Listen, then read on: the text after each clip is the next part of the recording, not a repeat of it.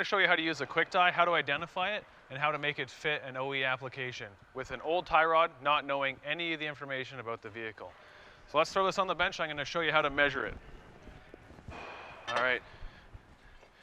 Taking the tie rod assembly, what we want to do is we want to use this card.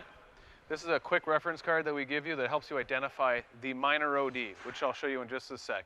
That minor OD will identify whether it's going to be a lighter duty or a heavier duty red or green QwikTie. All right, so we're going to measure the minor OD, which is the top part of that right there. So we're going to throw this on. See, the red doesn't fit, so the green one on. So now we know it's a green QT967. So that's the tie rod we're going to be using to replace this one. You can also double check by throwing this little curved edge on the spindle threads there. If it fits, we guarantee it's a green tie rod. What do we do with that now?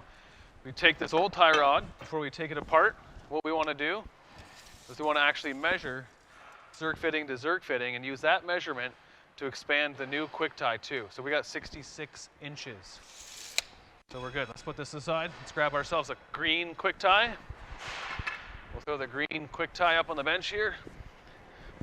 And what we're going to do is we're going to measure this, and we're going to add the difference and split it in half. So we're going to basically say this is, let's measure it up. We're 57 inches. So we're going to need 4.5 inches on either side, or 9 inches in total. So what we're going to do, we're going to spin this end out. You know, as we spin it out, you're going to notice that there's a bunch of fine threads on there.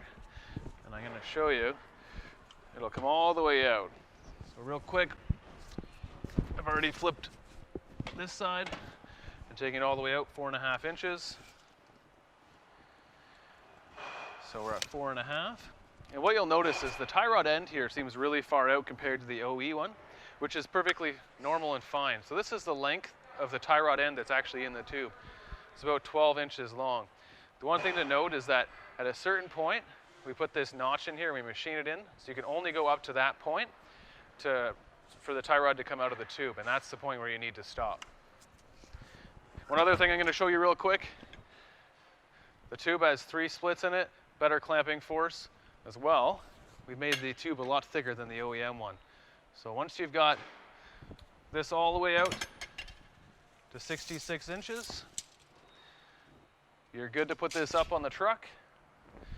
And before you tighten it down, double check, but tighten it down using the instructions that are here, 250 foot-pounds, 60 foot-pounds on the clamp.